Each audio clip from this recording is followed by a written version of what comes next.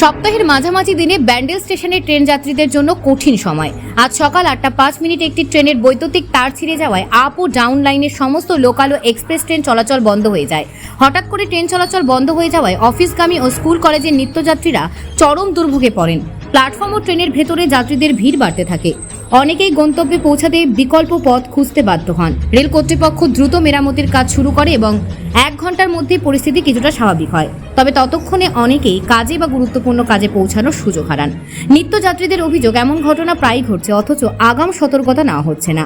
তারা দ্রুত ট্রেন চলাচল স্বাভাবিক রাখার জন্য রেল দপ্তরকে কড়া ব্যবস্থা নেওয়ার দাবি জানিয়েছেন। Bureau report, news prime Times.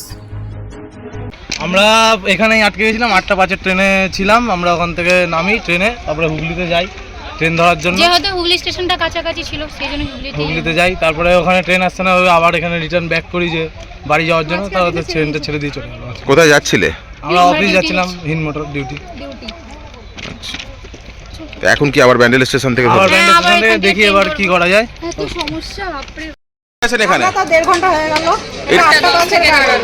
এটা কোন ট্রেন? 8:05। তো কোথায় যাচ্ছিলেন? হাওড়া। মানে কি কাজের সূত্রেই? তো কি করবেন এখন? তো ট্রেন পুরোপুরি বন্ধ হয়ে দাঁড়িয়ে আছে। নাহলে খুব অসুবিধা হয়ে যাবে। মানে কাজে যেতেই তো হবে। যেতেই হবে। শুনবে না, শুনবে না, আমাদের যে এত দেরি হয়ে যাচ্ছে। কি বলবেন, এই কখনো রেলের লাইন ভেঙে যাচ্ছে, কখনো অ্যাক্সিডেন্ট হচ্ছে, কখনো সমস্যা। তার মধ্যে যেদিন ছুটি থাকে সেদিন বড় বড় গাড়িগুলো দেয়, যেদিন মানে বেশি লোক থাকে সেদিন ছোট আইসিএ বগি দেয়। আমাদের খুব প্রবলেম হয়, প্রচন্ড ভিড় হয়। মাত্র 2টো বগি লেডিস, আমাদের সব বাড়ানো তো দরকার। এখন কি অসুবিধার মধ্যে পড়লেন? তো তাহলে অসুবিধা মানে খুবই অসুবিধা। কি নাম আপনার? সন্তোষী সরকার। কিভাবে সকালবেলা আটকে গেলেন? কি বলবো, কিছু বলার নেই। রেগুলার কাজ সবার এরকমই হচ্ছে আমাদের সাথে। আর এখন আবার এই সিচুয়েশন, 1.5 ঘন্টার উপর থেকে আমরা এখানে দাঁড়িয়ে আছি। মানে কোনো কি মানে পরিচর্যার অভাব বলতে পারবেন ট্রেনের? সেটা তো অবশ্যই আছে। তো কি কোথায় যাচ্ছিলেন আপনি? আমি ডিউটি যাচ্ছিলাম শ্রীরামপুর। তো এখন তো আটকে গেলেন প্রায় 1.5 ঘন্টা 2 ঘন্টা। হ্যাঁ, 1.5 ঘন্টা ধরে এখানেই রয়েছি। এবার কি হবে? এখন আমার বাড়ি ফেরারও রাস্তা নেই, যে বাড়ি ফিরবো কোনো রুটও নেই। তেমনি আমাদের আলাদাভাবে যে যাওয়ার মতন কোনো রুট নেই। কি নাম আপনার? আমার পূর্ণিমা দাস। 2 ঘন্টা? কি হয়েছে কিছু জানতে পারলেন? ব্যান্ডেল থেকে গাড়িটা ছেড়েছিল 8:05। হ্যাঁ, ঢুকতে ঢুকতে আপনার 3 নম্বর থেকে 1 নম্বর গাড়িটা তোলার সময় ওপর থেকে প্যান্টাগন ভেঙে গেছে, ভেঙে পিছন দিকে চলে এসছে। সেই মতো অবস্থায় আমরা এখানে দাঁড়িয়ে আছি। ঠিক আছে, প্রচুর লোক, অনেক লোক প্যাসেঞ্জার চলে গেছে, এখন আমরা দাঁড়িয়ে আছি। কোথায় যাচ্ছিলেন? হাওড়া যাচ্ছি। অফিস নাকি ওখান থেকে? হ্যাঁ। তো কি করবেন এখন? তো প্রায় 2 ঘন্টা লেট হয়ে গেলেন। এখন থেকেই আর একটু ওয়েট করি, না হয় বাড়ি ফিরে যেতে হবে।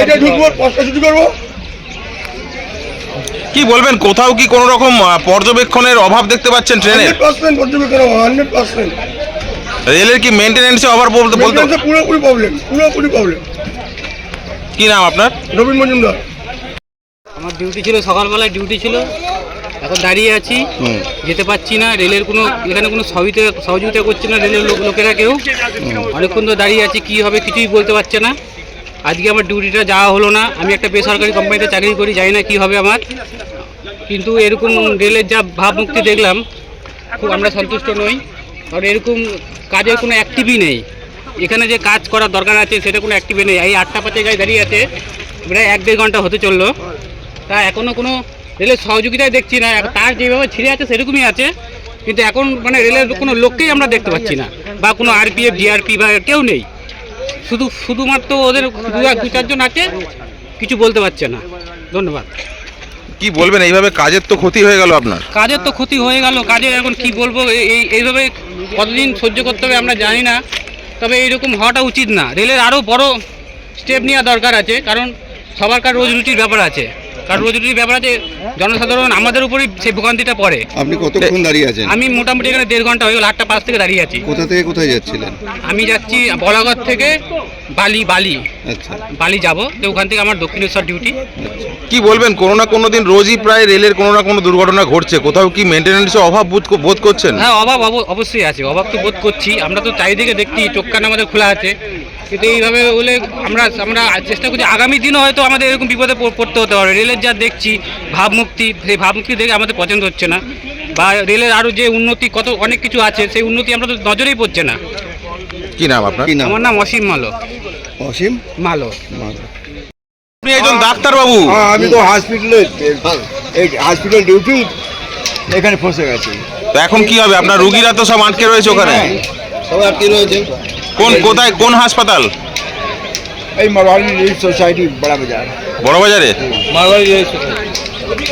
তো আপনার তো রুগী দেখার সময় ছিল মনে হয়, এই যে 2 ঘন্টা আটকে গেলেন, এখন কি হবে? কি হবে? কি নাম আপনার? Doctor SP Pandey. এখন খানিকটা ঠিক হয়েছে। পাওয়ার ব্লক করে কাজ হচ্ছিল তো দেখলাম, এখন কি পাওয়ার ব্লক খুলে দেওয়া হবে? খুলে দেওয়া হবে, এরপর যাবে। ট্রেন চলবে, এটা কি আপ ডাউন সব বন্ধ ছিল?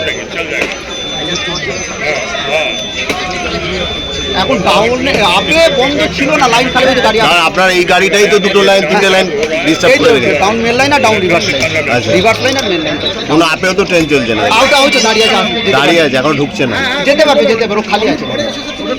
এইটা কোন গাড়ি? এটা ব্যান্ডেল লোকাল, 3728 মানে ডাউন ব্যান্ডেল লোকাল। কি নাম দাদা একটু বলে দিবেন?